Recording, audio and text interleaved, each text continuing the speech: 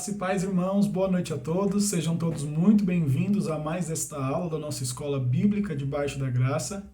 Aula esta, ainda que nós estamos neste formato online, né? É uma aula gravada, acreditando, crendo que muito em breve, talvez, quem sabe, na próxima lição dessa revista, a gente já possa estar novamente lá na igreja com as aulas presenciais, com os irmãos podendo interagir com suas perguntas, comentários, complementando a nossa aula. E nós temos esse momento de comunhão. Vamos continuar orando para que isso aconteça muito em breve. Mas até lá nós estamos aqui neste formato online ainda e hoje nós vamos dar início então à nossa lição de número 8, que tem como título o Rabi da Galileia. E é muito interessante essa aula para nós da Escola Bíblica, porque nós vamos aqui conhecer então, ou ver e entender os métodos didáticos, os recursos que Jesus utilizava na sua pregação, na ministração que ele tinha para as multidões, para os discípulos, e como ele ensinava aquele povo usando os recursos que ele dispunha daquela época. Por isso, então, que ele era chamado de Rabi da Galileia. Nós vamos descobrir que Rabi tem essa função, essa tradução como mestre. Nós vamos ver isso na nossa aula de hoje. Então, para nós iniciarmos a nossa aula, na página 42 da revista, nós já temos o nosso texto bíblico básico, que está lá em Mateus, capítulo 5, nós vamos ler do verso 1 até o verso 12. Então, Mateus 5, verso 1, diz assim: Jesus, vendo a multidão, subiu a um monte e, assentando-se, aproximaram-se dele os seus discípulos, e, abrindo a boca, os ensinava, dizendo: Bem-aventurados os pobres de espírito, porque deles é o reino dos céus. Bem-aventurados os que choram, porque eles serão consolados.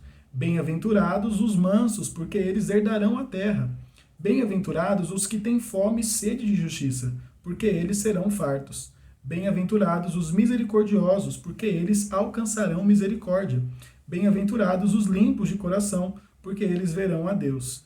Bem-aventurados os pacificadores, porque eles serão chamados filhos de Deus. Bem-aventurados os que sofrem perseguição por causa da justiça, porque deles é o reino dos céus.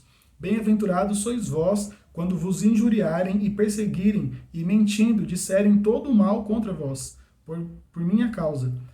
Exultai e alegrai-vos, porque é grande o vosso galardão nos céus, porque assim perseguiram os profetas que foram antes de vós. Então aí nosso texto bíblico básico está falando como que Jesus ele ministrava muitas vezes, ou ensinava naquela época. Então aqui os dois primeiros versos falam que Jesus, vendo a multidão, então ele subiu a um monte e, assentando-se, aproximaram dele os seus discípulos também, então a multidão e os discípulos, e ele, abrindo a boca, os ensinava. Então ali ele se colocou num lugar que ele fosse ficar visível e que tivesse então a maior compreensão das pessoas que estavam ali para escutar aquilo que ele tinha para falar. E aí virando na página seguinte, na página 43, na minha página Vira, da minha revista, nós temos o nosso texto áureo, que também é em Mateus, mas agora capítulo 4, nós vamos ler o verso 23, e que diz assim: E percorria Jesus toda a Galileia, ensinando nas sinagogas e pregando o evangelho do reino, e curando todas as enfermidades e moléstias entre o povo. Vou ler de novo.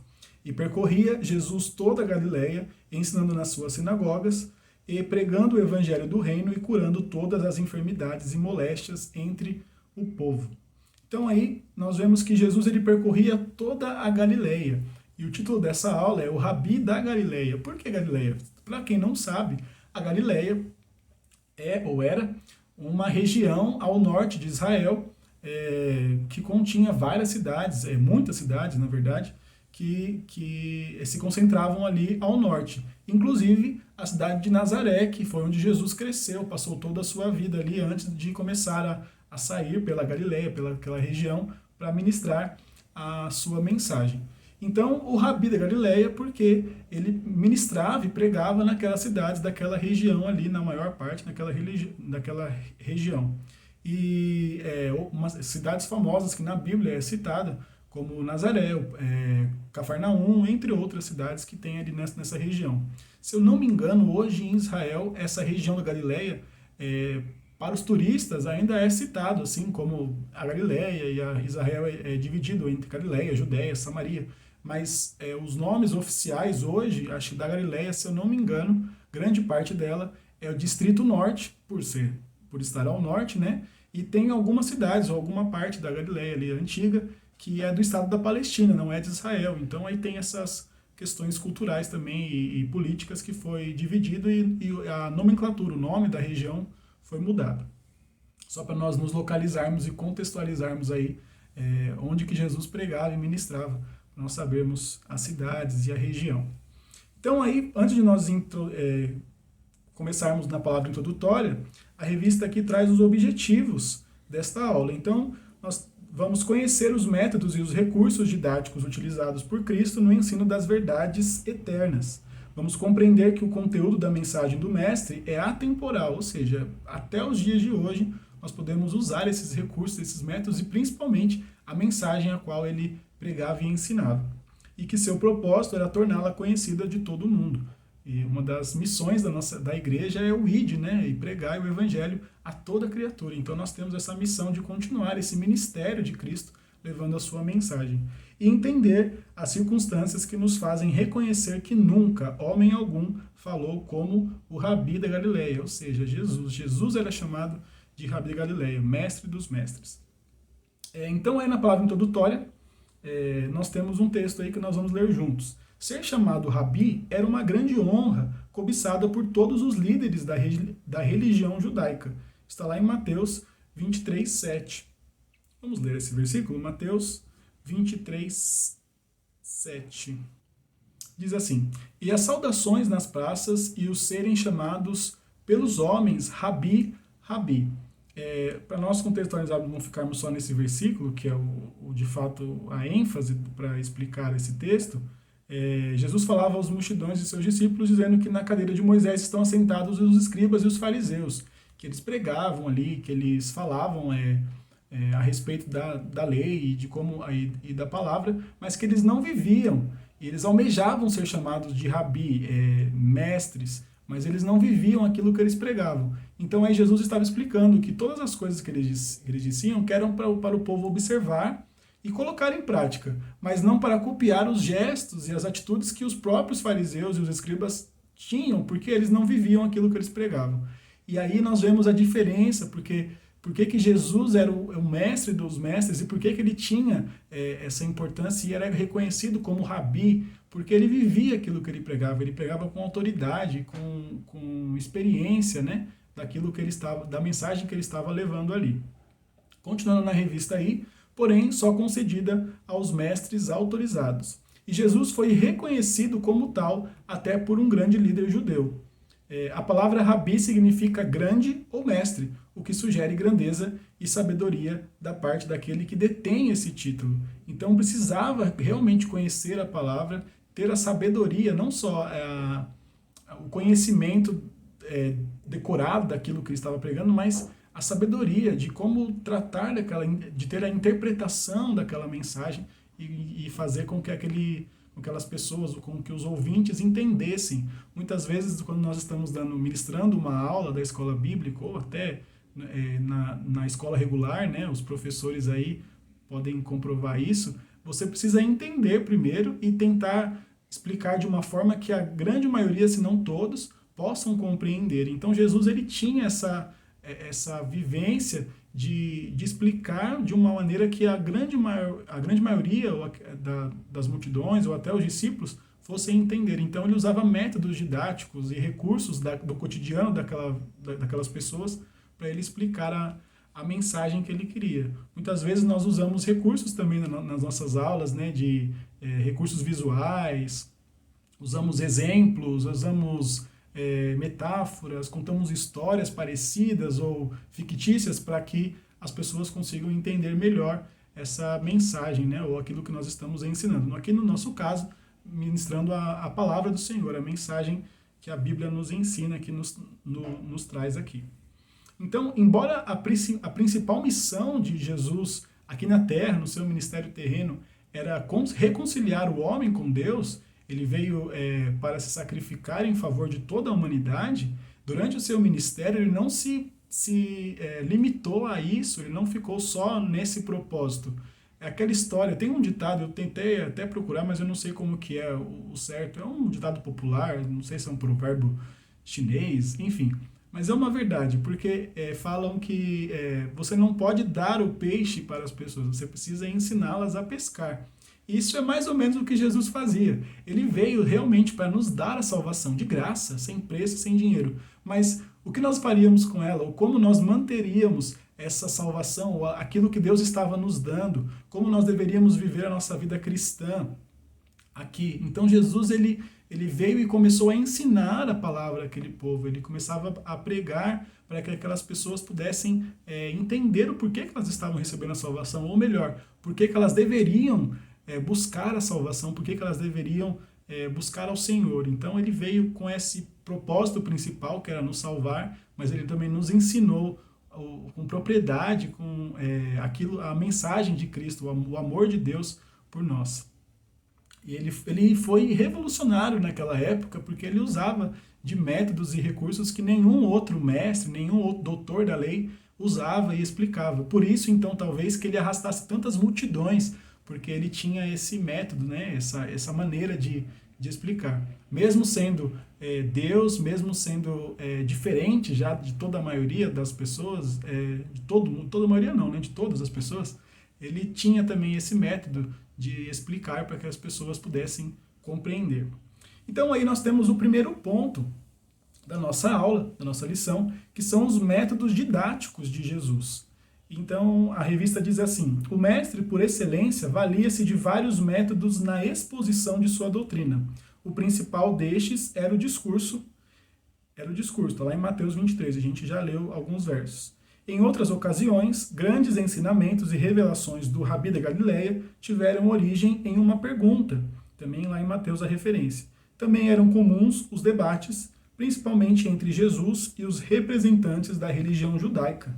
Muitas vezes os doutores da lei, né, confrontavam e debatiam com Jesus, e nós vamos ver isso no subtópico aqui desse ponto.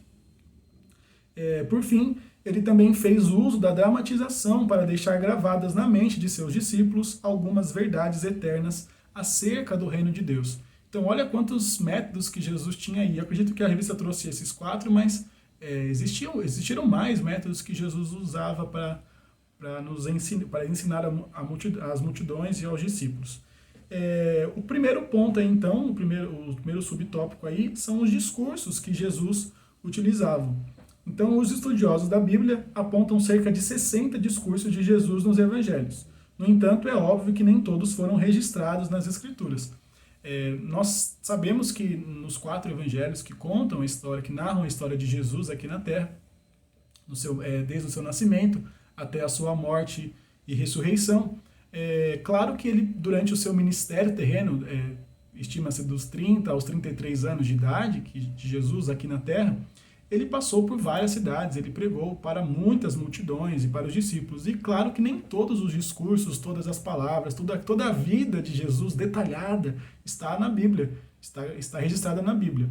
Na Bíblia tem aquilo que o Senhor permitiu que nós soubéssemos, mas provavelmente Jesus deve ter tido muito mais discursos do que nós conhecemos que estão registrados nas Escrituras.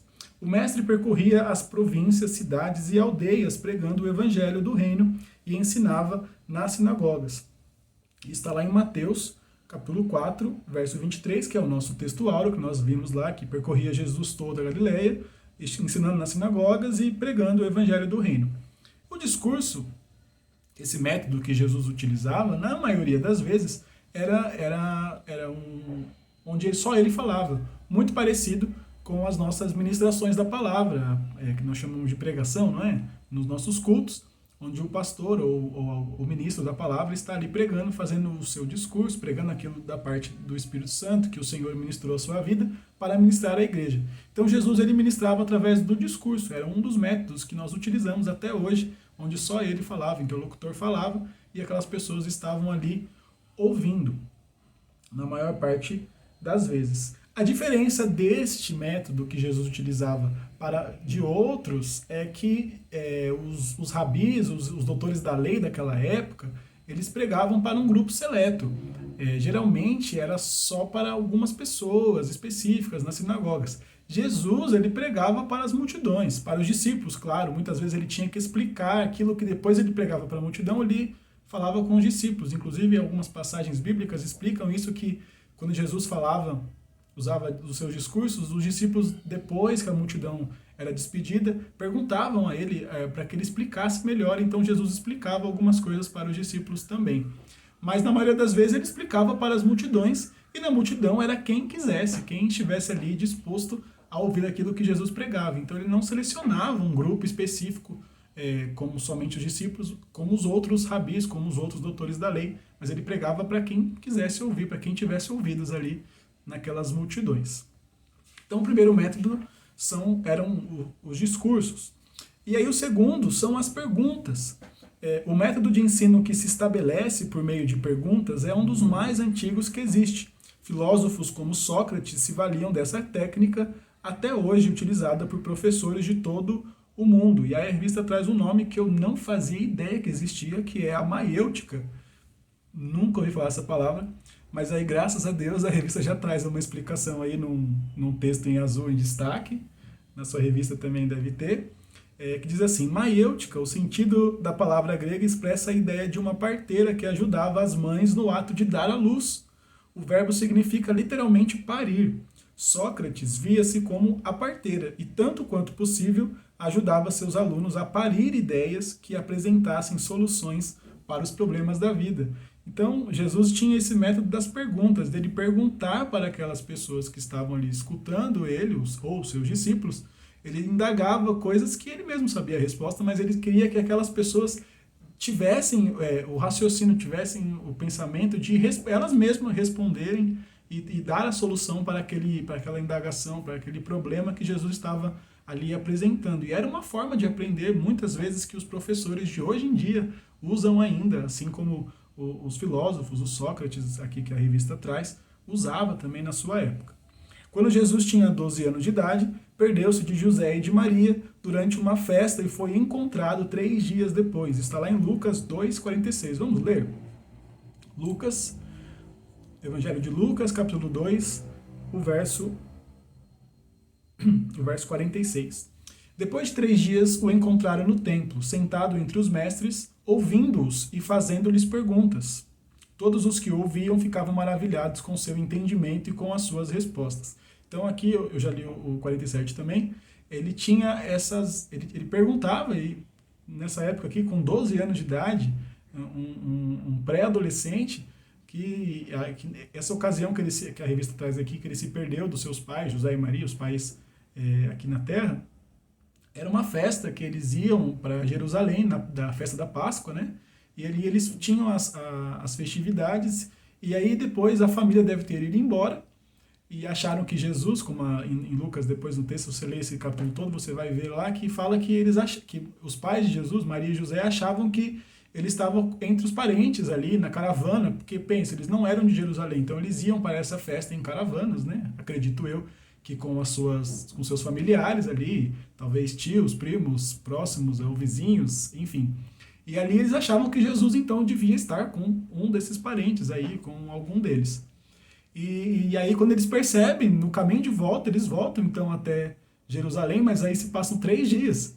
E aí eles percebem que Jesus estava lá, então, entre os mestres, entre os doutores da lei ali no templo, e ele estava ouvindo o que eles tinham para falar, mas também fazendo algumas perguntas para os doutores ali, porque ele já era, desde que nasceu, nós já vimos isso em outras aulas aqui, em outras lições, ele já era Deus, ele já tinha todo o conhecimento, mas ali ele estava como homem, como ser humano, então fazendo assim, aprendendo com os mestres o que eles tinham para falar e também fazendo as perguntas. Outro exemplo aí, que a revista traz, acho que é só na minha, não, na de vocês também, é o hábito de fazer perguntas, o acompanhou por todo o seu ministério. E aí ele fazia bastante perguntas para os discípulos, muitas vezes para ensinar os discípulos, como eu disse. E aí tem lá Mateus 16, vamos ler Mateus, capítulo 16, os versos 13 e 16. Mateus 16, 13 diz assim: Chegando Jesus à região de Cesareia de Filipe, perguntou aos seus discípulos: Quem os homens dizem que o Filho do Homem é? E aí vem a resposta no verso 16, Pedro responde: Tu és o Cristo, Filho do Deus vivo. Então Pedro já dá a solução para aquela indagação, para aquela pergunta que Jesus sabia já a sua resposta, é claro, é óbvio, mas ele queria que aqueles discípulos entendessem. Então, o método que ele usou aí para ensinar, para se revelar nessa época aos discípulos como Deus, como Filho de Deus, ele então pergunta, quem os homens dizem que o Filho do Homem é? E aí, nos versos 14 e 15, alguns responderam que era João Batista, outros que era Elias, Jeremias, e aí ele pergunta aos discípulos e Pedro então responde, tu és o Cristo, o Filho do Deus vivo. Então ele já dá a solução. Então foi um método muito usado por Jesus, eram as perguntas, né, que ele utilizava para ensinar ali, tanto aos discípulos como às multidões. E aí, então, outro ponto, que nós vamos ver agora, o 1.3, vai falar sobre os debates, né? Que Jesus também utilizava, os debates, as discussões que aconteciam naquela época, enquanto ele pregava, enquanto ele ensinava, para ensinar também às multidões, aos discípulos e àqueles que estavam debatendo com ele. Na revista diz assim, os líderes da religião judaica debateram abertamente com Jesus a respeito das mais diversas questões. Naquela época, os doutores da lei, eles meio que se opunham àquilo que Jesus estava pregando. Então, eles colocavam argumentos e debatiam com Jesus durante os seus discursos, durante as suas ministrações lá no meio das multidões. Eles se colocavam contra, se opondo àquilo que Jesus estava pregando com argumentos da própria palavra. Muitas vezes os fariseus, os saduceus, aquele bando de eus que tinham naquela época. Para quem não lembra, na aula de número 3, com o professor Diego, nós vimos a hierarquia lá da questão da religião judaica e como eram os autores da lei e os povos divididos. Quem não lembra muito, dá para recapitular lá na lição de número 3 da nossa revista. E aí, então, esses debates, no entanto, não se prolongavam muito, porque as respostas incisivas, Jesus vinha e cortava os argumentos dele com a própria palavra do mestre, logo deixavam sem argumentos os seus opositores. E aí a revista traz a referência de Mateus 19, 3 ao 9, que é, na verdade, quando os fariseus questionam a Jesus a respeito do divórcio. E Jesus explica para eles ali, para quem estava junto com eles, que a questão do divórcio não foi originalmente concebida por Deus. Deus tinha o plano, o propósito de que o homem se unisse à sua mulher e os dois se tornassem uma só carne. Mas aí então os fariseus eles argumentam e debatem com o Senhor e apresentam que Moisés autorizou então que se desse a certidão de divórcio. E aí Jesus explica que não era o plano original do Senhor e que isso foi autorizado por conta da dureza de coração daqueles homens, dos homens. E então, mas ele explica que se não fosse por imoralidade sexual, então, que o homem e a mulher não se separassem, que continuassem casados como uma só carne, que era o propósito original que o Senhor havia instituído o casamento. E esse foi um dos exemplos de debates aí que a revista trouxe. Também teve a questão, muitas vezes, não era um debate só para se opor àquilo que Jesus estava ensinando. Muitas vezes as pessoas queriam realmente saber e debatiam, questionavam com a palavra, debatiam com Cristo, mas essas discussões muitas vezes não eram de antagonismo. No caso da mulher samaritana no poço, onde Jesus se revela como a água da vida, para que ela não tivesse mais sede, e aí ela debate com Jesus, mesmo ela sendo samaritana, como que ela poderia servir a água a um judeu, e ali tem aquela passagem que nós conhecemos. Outro também é no caso de Nicodemos, que ele busca a verdade, ele quer conhecer, ele tem a sede de conhecer aquilo que Jesus estava ensinando, e Jesus explica para ele ali. Enfim, nós temos vários exemplos aí nos evangelhos dos debates que aconteciam e que Jesus usava também esse método para ensinar, para pregar a palavra do Senhor. Outro ponto aí que a revista traz dos métodos que Jesus utilizava era a dramatização. A dramatização consiste na reprodução de um fato histórico, de uma cena do cotidiano ou de uma obra escrita. Os mais fortes exemplos da dramatização utilizados por Jesus são a ceia do Senhor e o batismo, as duas ordenanças da igreja. Então nós temos aí, olha que legal, nós fazemos até hoje essas ordenanças da igreja, por serem inclusive ordenanças da igreja, nós temos essa dramatização que Jesus utilizou, que é o batismo, né, que todos nós passamos quando aceitamos a Cristo, passamos pelo batismo nas águas, e a ceia do Senhor, que é ali representado, então, o pão representando o corpo de Cristo, o sacrifício de Cristo na cruz do Calvário, e o vinho, né, no nosso caso, o cálice de uva, representa o suco da uva, representando ali, então, o sangue de Jesus vertido e derramado na cruz em favor de nós. E nós fazemos isso em memória dele, então, usando essa dramatização, essa reprodução dessa cena, né, no nosso cotidiano, dos nossos cultos, para ensinar as pessoas também, e ficou isso como ordenança. Existem outros casos de dramatização que Jesus utilizava, quando ele entra em Jerusalém montado em um jumento, e quando ele expulsa os vendedores do templo e quebra todas aquelas coisas que eles estavam vendendo ali. Tem outros exemplos que nós podemos achar também nos evangelhos, que Jesus utilizava esse método de dramatização para explicar e para ensinar aquele povo também. E agora nós vamos partir para o ponto de número 2 da nossa revista, que são agora os recursos didáticos de Jesus. Nós vimos os métodos que Jesus utilizava, e agora nós vamos ver os recursos, aquilo que ele dispunha naquela época, quais eram os recursos que ele tinha. Hoje nós temos, com a tecnologia, muitos mais recursos, né, para nós utilizarmos os nossos cultos ou ministrar a palavra. Hoje, por exemplo, nós estamos aqui nessa aula gravada pela internet, nós estamos impossibilitados ainda de estarmos presencialmente lá na igreja, né, com as nossas aulas presenciais comuns, mas o Senhor nos preparou esse recurso, que é a internet, e podemos publicar nossas aulas aqui. Mas na época de Jesus eles não tinham esses recursos, então vamos ver quais eram os recursos que Jesus utilizava naquela época. Não há registro de qualquer outro mestre na história, de que qualquer outro mestre na história tenha utilizado os recursos didáticos tão bem quanto Jesus. Ele era perfeito no uso das fontes, criativo na transmissão de sua mensagem e eficiente no aproveitamento da acústica dos ambientes. Então nós vemos aí alguns recursos, né, que Jesus utilizava. Então o primeiro são as fontes que Jesus utilizava. Jesus retirava subsídios para os seus ensinamentos de 3 fontes principais. A primeira eram as Sagradas Escrituras. Então Jesus utilizava a própria palavra, as próprias Escrituras, para ensinar. A segunda, o mundo ao seu redor, e a terceira, o cotidiano. Então, nós vamos ver aí a primeira, que é a palavra, são as Escrituras, que Jesus se utilizava para ministrar a sua mensagem. O mestre, ao longo do seu ministério, utilizou largamente as Escrituras hebraicas para ilustrar seus ensinos e revelar verdades espirituais. Aí a revista traz 2 pontos, a revista do aluno traz 2 pontos, na minha tem mais. Vamos falar primeiro esses 2 que estão aí na revista, o primeiro no Sermão do Monte. Ele fez uma referência direta ao livro de Salmos, isso está lá em Mateus 5, verso 5. Bem-aventurados os humildes, pois eles receberão a terra por herança.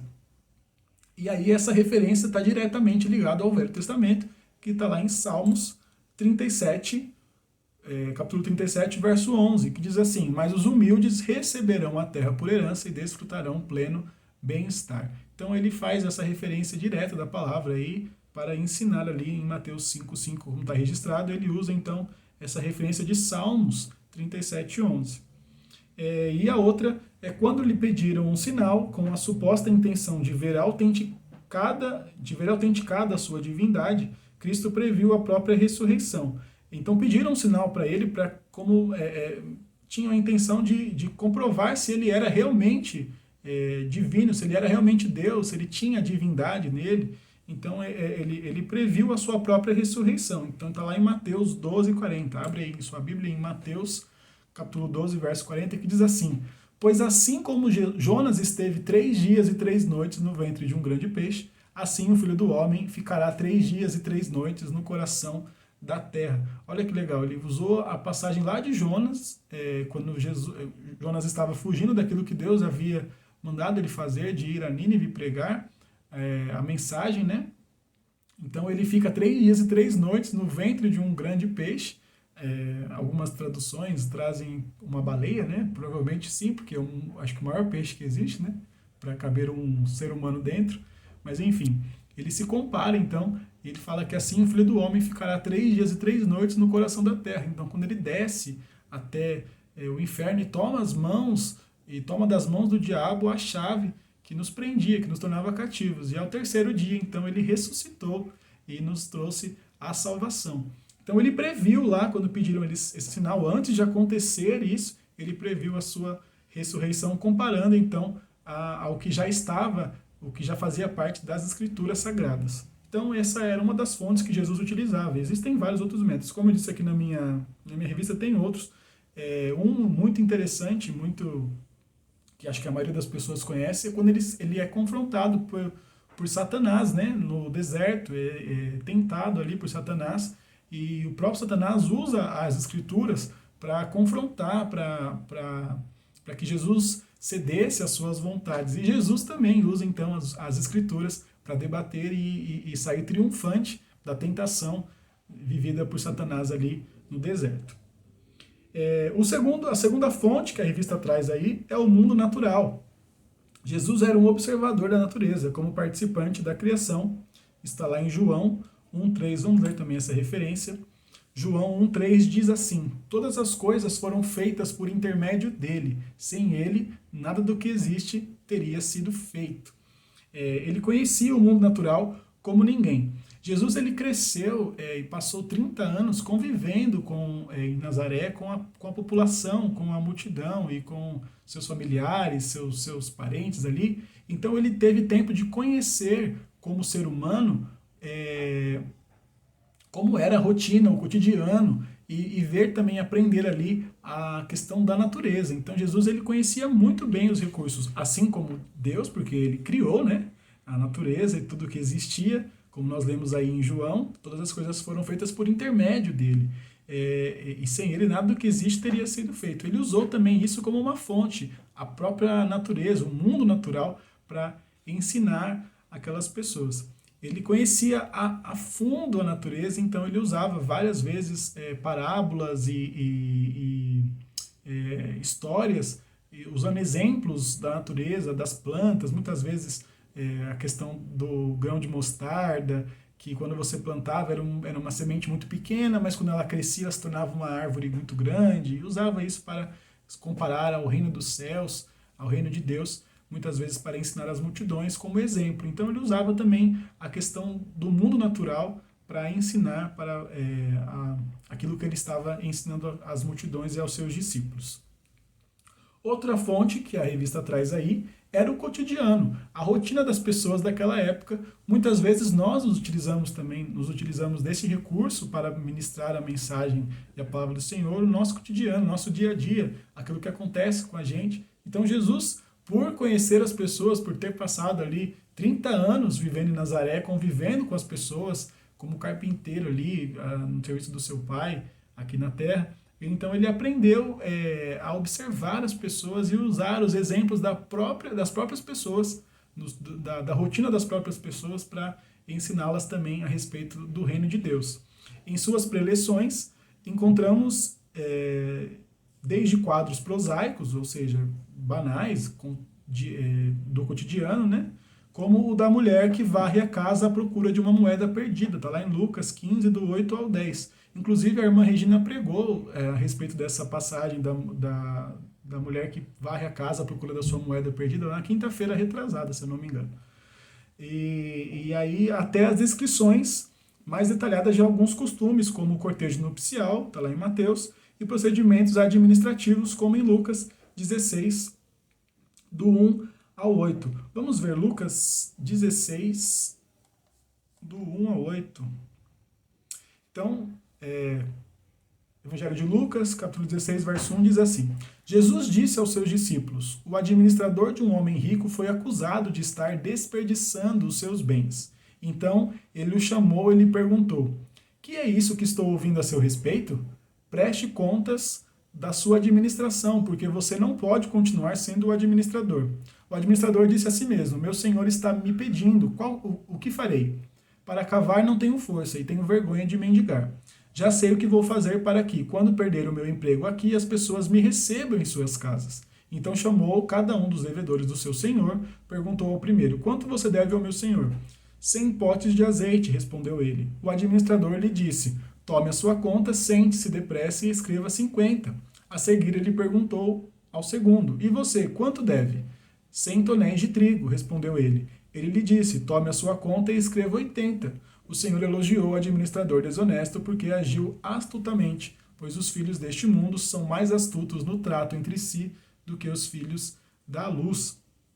Então nós vemos aí Jesus se utilizando de uma história, de um procedimento administrativo do cotidiano, para mostrar que as pessoas desonestas, os ímpios, né, deste mundo, eles se entendiam entre si, tinham esse trato entre si porque eles eram do mundo, pertenciam a este mundo e tratavam das coisas com desonestidade, diferente daqueles que eram filhos da luz. Então, temos aí vários exemplos de que Jesus utilizava-se da rotina, do cotidiano daquelas pessoas daquela época. Então, o propósito de Jesus utilizar o cotidiano, a rotina daquelas pessoas, as próprias escrituras, o mundo natural, a natureza, era para que aquelas pessoas também pudessem entender, fosse uma coisa eficaz. Ele estava pregando, mas queria, de fato, com que aquelas pessoas entendessem aquilo que ele estava ministrando na vida delas. Então ele usava desses recursos aí, dessas fontes,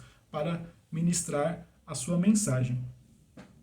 Outro ponto aí que a revista traz, outro recurso, né, que é lá no ponto 2.2, que era a criatividade. Jesus era muito criativo nas suas ministrações e nos seus ensinos. Além de fazer uso proveitoso de suas fontes, Jesus era extremamente criativo ao comunicar a sua mensagem. E essa criatividade pode ser percebida principalmente no emprego das figuras de linguagem. Figuras de linguagem existem várias, né? Acho que Jesus deve ter usado quase todas, mas existem várias, só que aqui a revista vai trazer 3: a metáfora, o símile e a parábola. Existem outras, a onomatopeia, paradoxo, enfim, eu não vou lembrar porque isso é aula de língua portuguesa mais uma vez, e eu não lembro muito, mas nós utilizamos no nosso dia a dia, então Jesus também utilizava, sendo criativo, usando essas figuras de linguagem para explicar a mensagem ali. Muitas vezes comparando uma coisa a outra, que é no caso aqui que nós vamos analisar. Então a primeira aí é a metáfora. A metáfora é uma comparação em que um elemento imita ou representa outro, embora ambos sejam essencialmente diferentes. Então Jesus ele fez uso da metáfora, como está lá em Mateus, no Evangelho de Mateus, ao afirmar que, a respeito dos seus seguidores, vós sois o sal da terra. Então, ele estava comparando aquelas pessoas, os seguidores dele, como o sal da terra, que tinha o intuito de salgar, de temperar, mas também que estava destacando a função que a igreja tem de preservar. Assim como o sal preserva a comida, né? Antigamente, quando as pessoas não tinham refrigerador, não tinham geladeira para manter a comida por mais tempo, né? Durar a comida mais tempo, então eles colocavam sal e deixavam as carnes, né, com sal expostas ao sol, para que elas durassem, pudessem ser preservadas, conservadas. Então Jesus estava ali fazendo essa metáfora com os seguidores, com a igreja, de que nós somos o sal da terra, para nós preservarmos a terra, para nós cultivarmos, mas também com outras funções, de nós darmos o tempero, de nós estimularmos a sede do quê? A sede da palavra do Senhor, do conhecimento do Senhor.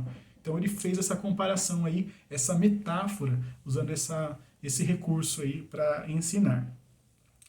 O 2.2.2 é o símile. O vocábulo símile significa semelhança. É a figura de linguagem que estabelece uma comparação entre dois termos de sentido diferente, sendo que esses termos são necessariamente ligados pela palavra como ou por outra palavra ou expressão que lhe seja sinônima, assim como, do mesmo modo, que, qual, etc. Então, aí nós podemos ver que quando Jesus ele designou aqueles 70 discípulos, a fim de que eles partissem de 2 em 2, pregando o evangelho a toda criatura, então ele os advertiu que ele estava mandando aqueles discípulos como cordeiros, né, ao meio de lobos. Então, aquelas pessoas não eram cordeiros, elas eram pessoas, eram humanas. E não estavam indo para no meio de lobos mesmo, mas eles estavam fazendo uma comparação. Não eram isso, elas não eram cordeiros e não estavam indo no meio de lobos, mas ele estava comparando, a essência era isso. Tal qual, assim como cordeiros em meio de lobos, vocês vão estar pregando a palavra em meio de pessoas que querem o mal, que querem insistir no mal. Então, vocês têm essa função. Então, ele usou esse exemplo aí, esse símile, essa semelhança, para falar para aqueles discípulos, né, que eles eram como cordeiros em meio a lobos que estavam ali caçando, os caçando. Então ele usou isso aí. É comparação também, mas aí eles não eram exatamente aquilo que ele estava comparando. Então tinha essa semelhança, diferente da metáfora que ele estava fazendo alusão às propriedades daquilo que ele estava comparando. No caso do sal da terra, então ele estava usando as propriedades do sal, de salgar, de temperar, de preservar, mas aqui no caso dos cordeiros e dos lobos, então ele está usando o símile, que tem essa função de semelhança, aí, de uma comparação semelhante. Já está vendo aula de língua portuguesa, né? Mais uma vez, eu não sei muito explicar isso não, talvez as professoras aí possam nos ajudar nessa questão. Irmãos, mais uma vez, se ficar alguma dúvida, né, daquilo que nós estamos explicando aqui, pode perguntar aqui no chat, se os irmãos não quiserem aqui, pode perguntar nos grupos lá do WhatsApp da igreja, nós estamos disponíveis. E quem sabe, na próxima lição, o pastor já pode responder para nós as dúvidas aí, ou se eu souber também, eu posso ajudar a responder. E aí a terceira, então, é a parábola, muito conhecida, a parábola. Jesus teve muitas parábolas, né, nos evangelhos, são citadas muitas parábolas que Jesus utilizava para ministrar, para pregar a mensagem de Deus. Então, aí na revista diz assim, a palavra parábola é proveniente do grego para ao lado, junto a, e balém, lançar, passando a ideia de uma coisa colocada ao lado de outra, para efeito de comparação. Mais uma vez a comparação aparecendo aí. Assim, uma verdade moral ou espiritual pode ser ilustrada nos fatos do cotidiano, levando os ouvintes ou leitores a pensar. A diferença dessa comparação aqui da metáfora e do símile é que, nesse caso, as pessoas poderiam ser aquilo que ele estava pregando. Geralmente as parábolas eram com pessoas em situações do cotidiano, da sua rotina, daquela época mesmo que as pessoas viviam. Então Jesus, ele era inigualável para explicar, contar histórias, né, no formato de parábolas. Muitas vezes ele contava histórias e muitas vezes eram parábolas, muitas vezes respondendo a alguma pergunta de alguém da multidão ou de algum doutor da lei, ou até dos próprios discípulos, ele respondia então contando uma história, né, em forma de parábola, comparando algo do cotidiano daquelas pessoas para que elas pudessem entender. Em Mateus 13, nós vemos lá algumas parábolas que Jesus conta só nesse capítulo aí. Então abre sua Bíblia aí em Mateus 13, nós vamos ler os primeiros versos, só para nós comprovarmos isso, de que Jesus contava as suas histórias, então, ou usava desse recurso, né, que eram as parábolas. Então Mateus 13, 1 diz assim, naquele mesmo dia Jesus saiu da casa e assentou-se à beira-mar.